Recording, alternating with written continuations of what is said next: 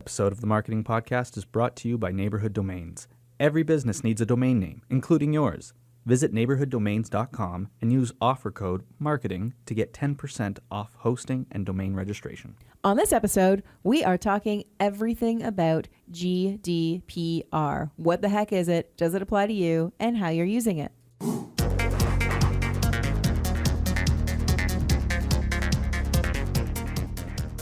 Creativity sells. Applying the right creative at the right time is the recipe for great marketing. The Marketing Podcast looks at marketing news and finds the secret ingredients that make great marketing. Hi, welcome to the Marketing Podcast. I'm Brendan Quigley. I'm Heather Watson. How you doing today, Brendan? Very good. Good? Very good, as always. Good. How's your inbox? Well, it depends on how you look at it, right? I don't know. What do you mean? It's very full. I'm getting lots of emails from companies I don't remember signing up for. Yeah. Telling me that they've changed their privacy policy. Yeah. And today is the day. It's GDPR day. Yeah. I don't know what that means, but no. Well, I mean, like, we were talking about this, right? It's like, this only happens, once or twice Boxing a Day, year? Yeah. Black Friday. Everyone sends you emails. All these emails with sales and updates. And it's a really good opportunity to unsubscribe, which I'm sure many of you are doing today. However, we want to talk about not necessarily what's in your inbox and that you should unsubscribe to stuff, but actually why all of a sudden you're getting these emails about GDPR and what the heck it is. So that's what today's show's about, right? Maybe it's good PR, good, like short form PR. Yeah? No? No. Okay. No. GDPR. Let's start with that. So GDPR actually stands for General Data Protection Regulation. GDPR. It's coming. Dun, dun, dun. That's basically been the last 4 years, right? Yeah. So I don't have my note open on this, but something like 2012, the European Union started this whole journey of wanting to make sure that people's online identities were protected and their privacy is kept sacred and all that kind of stuff. So they created some legislation, some policy and laws around it that was established back in 2012. But then they were like, well, how do we enforce it? So it took them about 4 years to figure that out, which was established in 2015. And now it's like that, they wanted to give businesses and everybody an opportunity to prepare for its coming. And now today is the official day where GDP takes effect. So that's kind of the history of it. What it is, as I mentioned, it gives citizens and users more control of their personal data. It only applies to citizens and businesses in the European Union, but that's also businesses that may not be based in the EU, but are doing business in the EU, right? Mm-hmm. And we'll talk about it a little bit later in the show about how, North American businesses should be equipping themselves and what some examples are of that.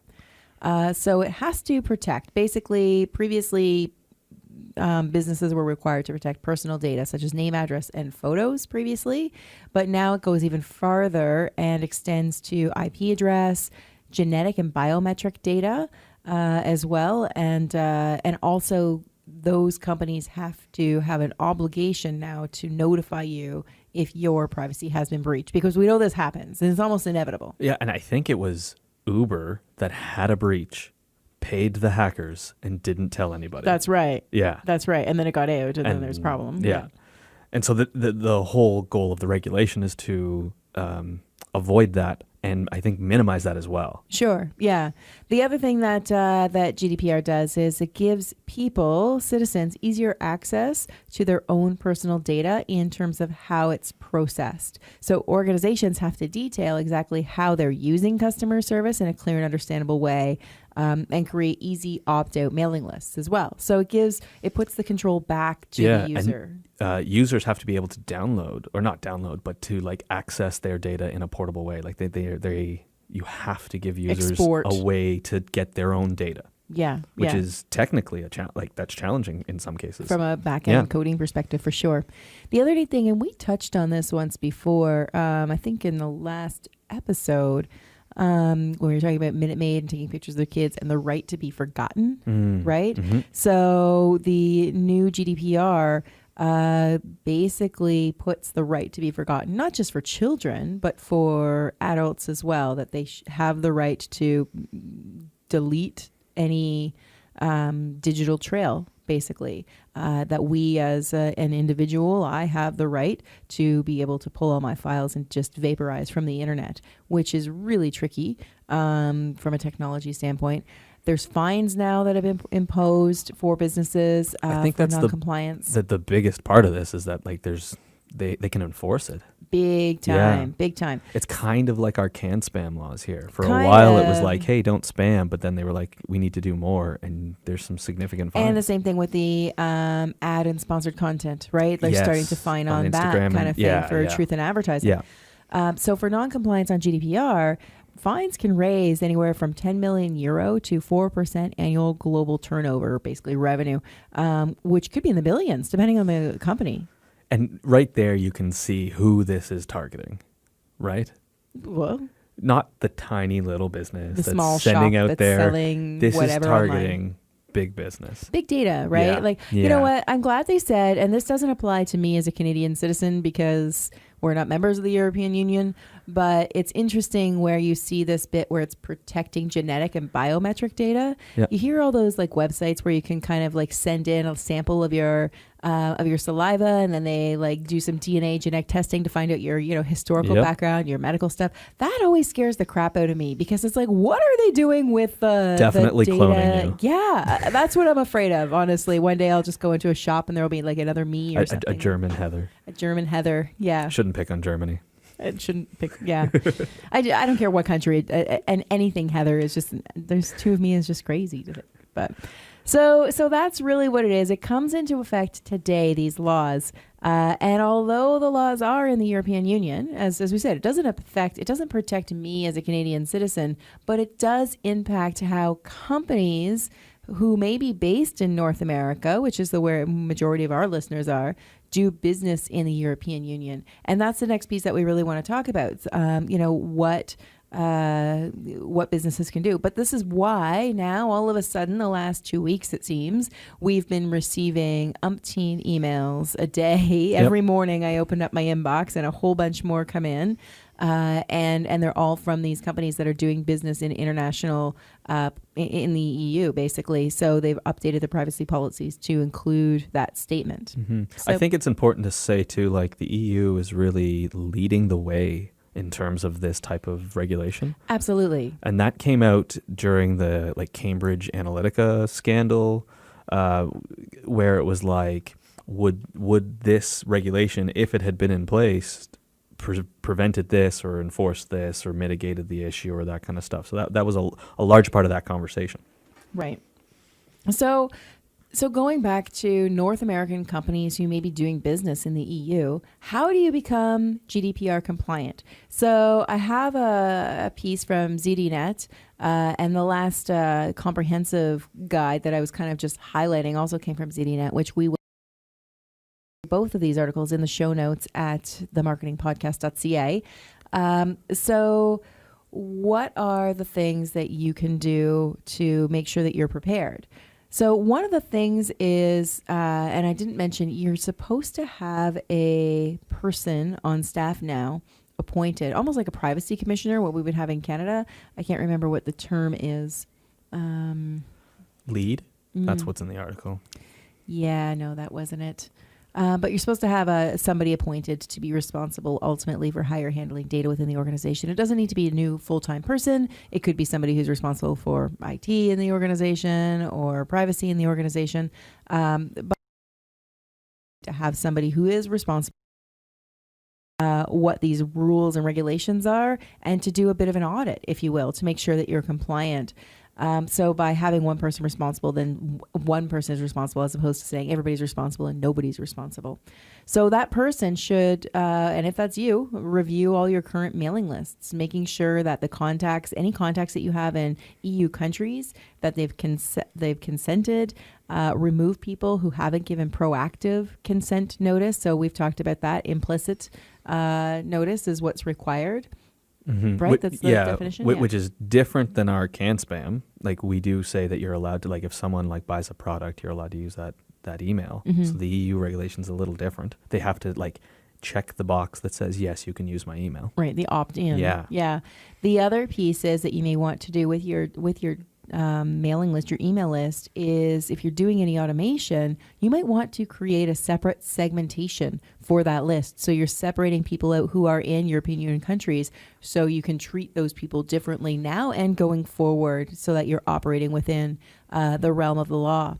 You want to document all the channels that your marketing department is receiving content data. So it could be website registrations for events, partner sales, and make sure that the consent process is visible and engaged in every process. You can't assume if you're using, we've said this before in a good way, like services like MailChimp and I can't think, Aweber, Constant Contact, those types of services. You can't assume that they are doing it for you in this particular case. They're going to be, like, I've received lots of emails from those services that are saying how they're handling GDPR, but they're not all going to do it in the same way. So you need to do a little bit of a review to see that they have a proper consent process in place that's compliant. Sorry, go ahead. You're going to say something? No, I totally agree. Like, they're the tool. They're going to make this really easy for you to do, but you still have to go do it. Yeah, I agree. You can't just assume that it's happening because we use MailChimp and we're all good. That's not the way it is. Yeah, exactly. Yeah. And of course, that one person who is responsible for it also needs to make sure that anybody who is in communication, sales, gathering information, it could be even people who are attending a trade show on your behalf and collecting data for people, that everybody within your marketing channels, the people, are aware that this is it and the importance of it, like, and not just go, yeah, somebody else is taking care of that, because again, it's pretty serious. Personally, go log into your accounts. I know that all my Google Analytics accounts have been talking about retention in relation to this kind of thing, like file retention or data retention and how you're going to download it and if you need to and all that stuff. So go log in. They're definitely going to have information. Whatever program or whatever application or service you use is going to be encouraging people to get on board. Yeah, and it's not just, I mean, it's so easy, especially now when you're getting all these emails, you see them and it's like, oh, another one, swipe, and you don't really care to deal with them, but you should be dealing with them and finding out how each of them are handling this privacy if you're doing any kind of business in the EU. If you are collecting information, look at your website and web forms, and you need to have clear consent wording on that. A cookie consent notice. That's something that we've been seeing here for a while. A number of companies have started to roll that out. And that is response to EU regulation as well. Right.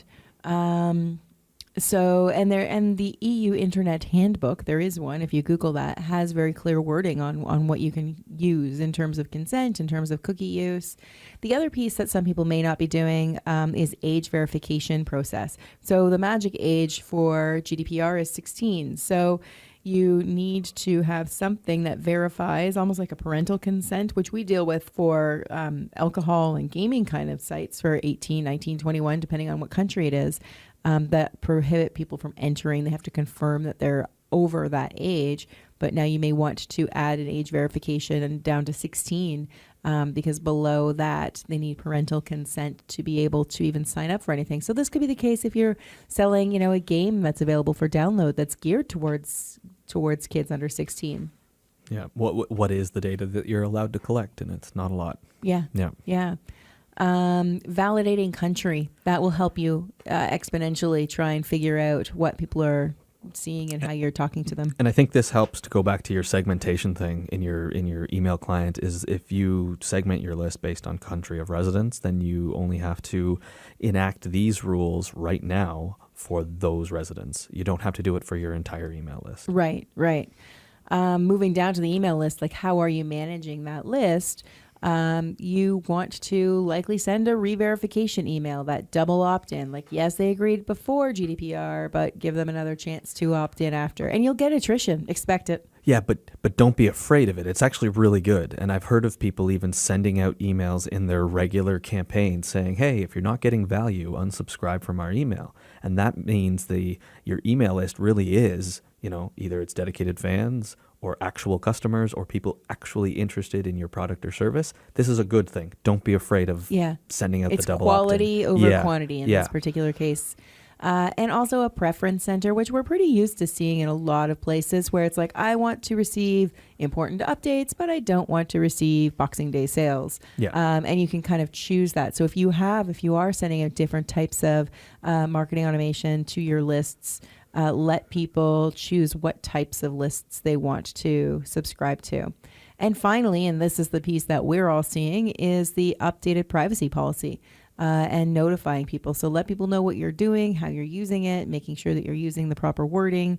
Again, the guide is going to give you some information on how to do that. There's lots of examples. This article in particular links to Expedia and Nordstrom as a couple of examples that you can use. But you need to make sure that your privacy policy is recognizing what's required. And the one thing that nobody likes to talk about is what happens when shit hits the fan and you have a data breach. Mm-hmm. So you need to have a plan that requires, you have to, under GDPR, notify people within 72 hours of the breach. So in the first 72 hours, a lot happens in that time. And now you have to trigger a plan to notify people as well. So have a response plan in place. It's just like your emergency exits for a fire. And I can only imagine, right? Like, let's say you've got 100,000 contacts and you know that a breach has happened. So now you've got to notify people whose data may have been affected. Do you notify all 100,000? Is all 100,000 who got affected? And in a lot of cases, no. It's like a breach happened in a certain part of your system and only these 10 people were And of affected. those 10, how many were members of the EU? Correct. That even require that notice? I mean, you could do the right thing and just notify everybody because that's social responsibility. Not actually social responsibility, but being a responsible being a good person. Business. But it's having the ability to even know. So think about how your systems are set up and where your data is kept. It's like understanding where your vulnerabilities are and if data were to get breached, how much data could be accessed. Yeah.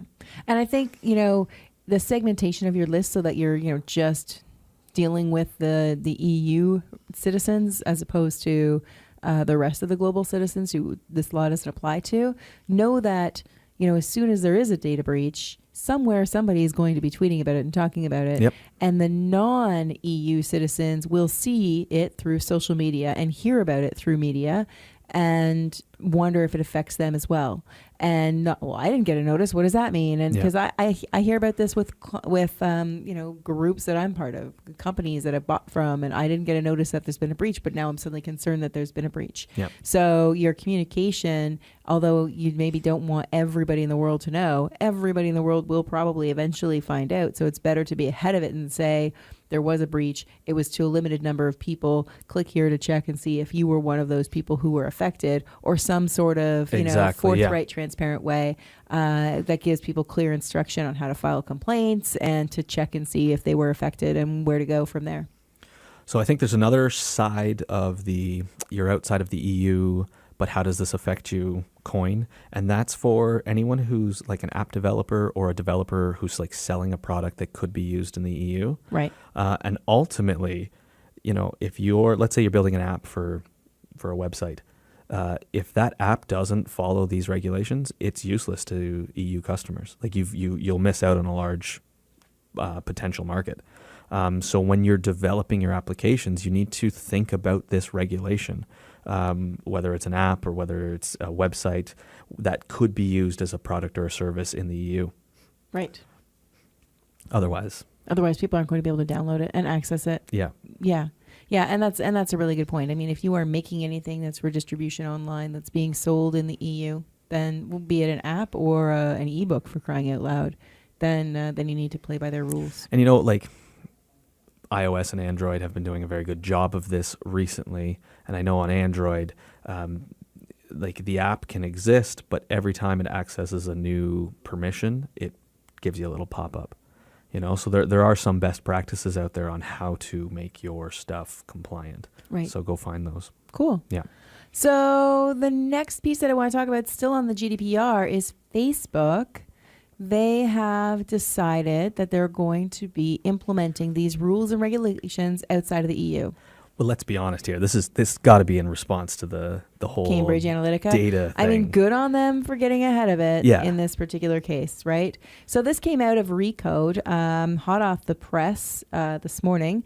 They are going to be pushing those efforts to people outside of Europe. So starting today, people, and it doesn't happen instantly, they roll it out kind of over servers and at different points in time, but all Facebook users will see a full screen prompt in the coming weeks asking them to review their settings for some of Facebook's important features like targeted advertising and facial recognition technology.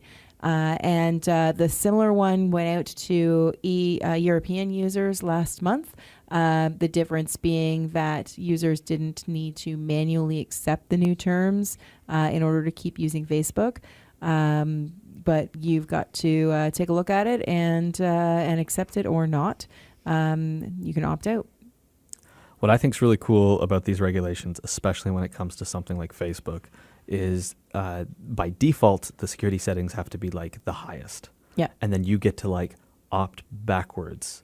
Whereas before, Facebook kind of had like the ideal settings that made the platform work really well. And everyone just defaulted into those ideal settings, and you could open it up wider or shut it down tighter in terms of privacy and security and that kind of stuff. Right. So now, like out of the gate, like if you sign up for a new Facebook, they have to, in the EU, they have to make it the default, the most secure and most private. Right. And but then you back out now, in Facebook's case, they have promised to use GDPR privacy standards for everywhere. All of its users. Exactly. Which is why we're all getting, or will be getting, the new privacy alert in the coming days and weeks ahead. So, and like you said I'm at the top of the show, curious how useful it is. You said at the top of the show, this is what is the GDPR is now the new standard. Yes. Right? Oh yeah.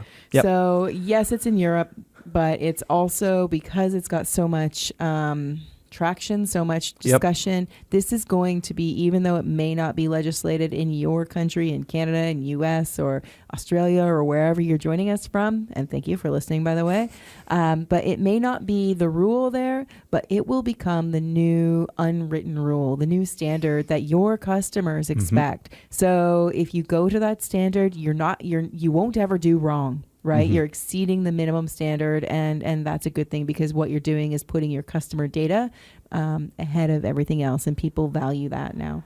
And I know when Mark Zuckerberg went into Senate, the conversations that were happening was, will the U.S. develop a similar regulation based off of what the EU has done? So this very well could come down the pipeline. It may take several years. Exactly. The other thing I think about, just from an operations point of view, is like, do you really want to run two systems? And that's probably what Facebook said to themselves. Do we really want to do something different for the EU that we do for the rest of the world? Well, I think they're kind of used to doing that in China already, because their requirements are very, very different. Yep. And probably other countries that aren't as high profile as those two in particular. But you're right, another system to operate under and make sure that you're compliant. And it's really, really tricky to know where people are now, because we're so mobile and transient in our use, right? And we've all used a VPN. Well, I don't know. You want to watch some show in another country on Netflix. Yeah, I don't know. So that's it. That's the GDPR in a nutshell, and how it affects you as a citizen, how it affects you as a business, and things that you should be looking out for as a developer and as a business owner who's selling or reaching customers in the global economy in which we now operate.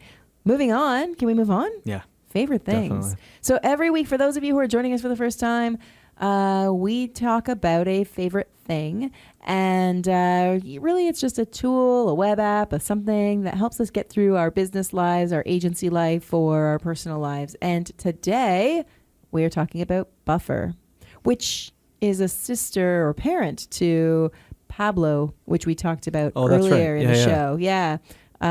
So let's talk a little bit about Buffer.